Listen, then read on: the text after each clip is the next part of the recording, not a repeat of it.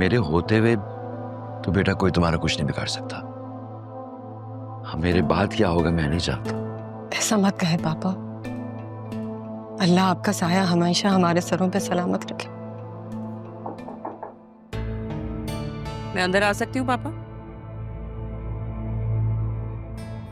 आ जाओ।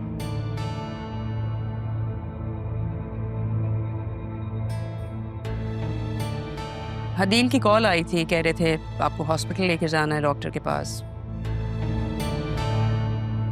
आपको मैं खुद ही ले जाती, लेकिन मैं खाला के पास जा रही हूँ, नहीं लेके जा सकूंगी। तुम ले जाना। दवाइयों का तो अब तुम्हें पता चल ही गया है और ख्याल तो तुम रख ही रहे हो। जी बेहतर।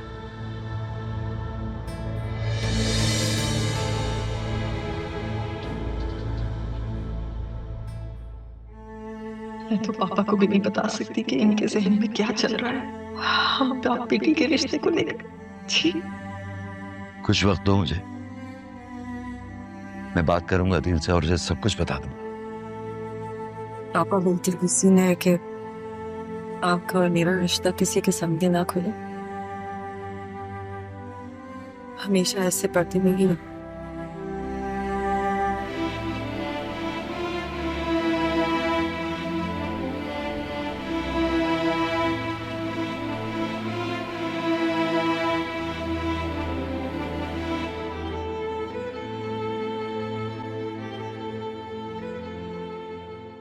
है, हद हो गई। बड़े मियाँ तो इस उम्र में हाथों से निकले जा रहे हैं। देखो तुम एक काम करो, तुम अपने मियाँ के साथ डिस्कस करो इस कंडीशन को। बेटा ही बाप को रोक सकता है। उसे कोई फर्क भी नहीं पड़ेगा खाला। ये तो खानदान की इज्जत को दागदार करने की साजिश लग रही है। तो वाकई हद हो गई है। इनका मैं वो हाशिर करूंगी जो ये जिंदगी भर याद रखेंगे। उनको शर्म नहीं आती? बेशर्मी की इंतहा है। ये नहीं सोचते कि दुनिया क्या कहेगी। खाला, अगर दुनिया की इतनी परवाह होती ना तो ये अनजान औरत को इतना एक्सेस ना देते। कह रहे थे इसे शॉपिंग करवाएंगे। मुझे तो लगता है शॉपिंग करते करते वो इनकी जेब भी खाली करेगी। भाई आसिया, मुझे तो फिक्र हो रही है। तुम्हारे घर में एक जवान लड़की है, इन सब बातों का बतूल पे क्या असर होगा? अब तो मैं भी खामोश नहीं रहूंगी। हद होती है। नहीं, मैं तो उनका वो हशर करूंगी जो सारी जिंदगी याद रखेंगे, खास तौर पे इस सितारा का। देखिएगा खाला, किसी को मुंह दिखाने के काबिल नहीं रहेगी। मैं तो कहती हूँ रंगे हाथों पकड़ लेना, बिल्कुल रियायत नहीं करना। रियायत उनके साथ की जाती है खाला जो इस काबिल होते हैं। ये लोग रियायत के काबिल नहीं है। और तो और मेरे ससुर साहब ये कह रहे थे कि तुम्हारा फैसला अदील करेगा। अरे भाई, उन्हें तो ये सोचना चाहिए कि अब उनका फैसला मेरे हाथ में है। मुझे तो मौका नहीं मिला। मेरे हाथ में मोबाइल होता तो मैं इनकी वीडियो बनाती और इन्हें एक्सपोज करती, देखती कौन किसका फैसला करता है। मैं अंदाजा कर सकती हूँ आसिया कि तुम्हारी इस वक्त क्या कंडीशन है और तुम्हारी क्या कैफियत है। लेकिन देखो, सोच समझ के सब कुछ करना। देखो, मेरी बतूल पे कोई बुरा असर नहीं हो। मैं उसी की वजह से खामोश हूँ, वरना इन लोगों के चेहरे तो मैं कब के बेनकाब कर चुकी होती। तौबा तौबा इस्तग़फ़ार। अल्लाह गारत करे ऐसे बेशर्मों को।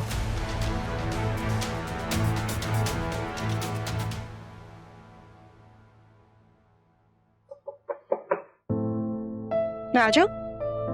रहा, आप आए आए, बैठे ना। मुझे बताया ज़ैनब बी ने कि आपकी तबीयत ठीक नहीं है। बस जरा सा बुखार हो गया था, अब ठीक हूँ। मेरे नाना जान की तरह ना आप भी मुझे अपनी सेहत को लेके बहुत लापरवाह लगती हैं। विरासत में कुछ ना कुछ तो मिलना ही था ना। विरासत? मुझे तो लगा विरासत तब मिलती है जब आपका खून का रिश्ता होता है, साथ रहने वालों से थोड़ी ना मिलती है। बहुत अक्लमंदी की बातें करती हैं आप। मैं आपसे एक बात करूं, आप बुरा तो नहीं मानेंगी? कहीं मुझे ऐसा लगता है कि आप बहुत बहुत परेशान है किसी चीज को लेके। अब हर वक्त सोचती रहती हैं। आपको पता है ना, ये आपकी सेहत के लिए अच्छा नहीं है। आप मुझसे बात कर सकती हैं, दिल हल्का करें। कुछ नहीं, बस वो दिल चाहता है कि अपनी बेटी से मिलूं, बगैर किसी खौफ के, डर के। मगर मजबूर हूं। ऐसी भी क्या मजबूरी है कि आप अपनी औलाद से नहीं मिल सकती? कुछ गलतियां ऐसी होती हैं जिनका मदावा करते करते जिंदगी गुजर जाती है, मगर सजा मुकम्मल नहीं होती। ऐसी कौन सी गलती हो सकती है कि आप अपनी औलाद से बात भी ना कर पाए? उसका दिल नहीं चाहता होगा अपनी माँ से मिलने का। चाहता होगा, मगर उसको ऐसा लगता है जैसे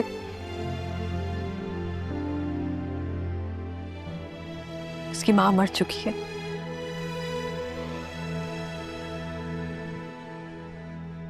शायद सब्र आ चुका है उसे। आपको पता है, कभी कभी ना इंसान इतना सब्र कर लेता है तो उसके लिए अच्छा नहीं होता। माँ जैसी भी हो, होनी जरूर चाहिए, चाहे वो मामी जैसी क्यों ना हो। मुझे तो लगता है कि माँ को ना मरने का भी हक नहीं होना चाहिए।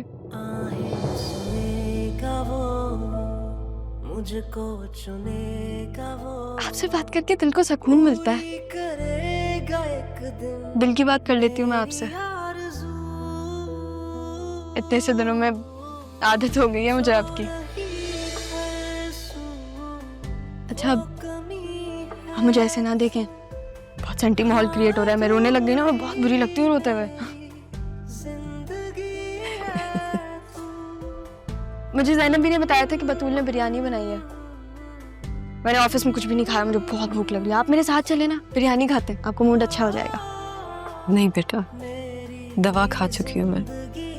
चावल खाऊंगी तो फिर से शायद ना खराब हो जाए।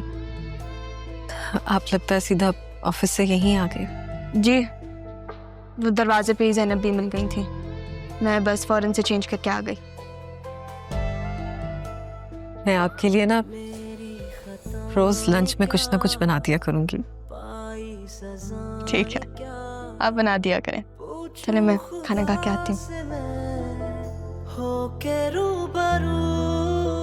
बाकी कुछ चाहिए हो तो बता दियोगा।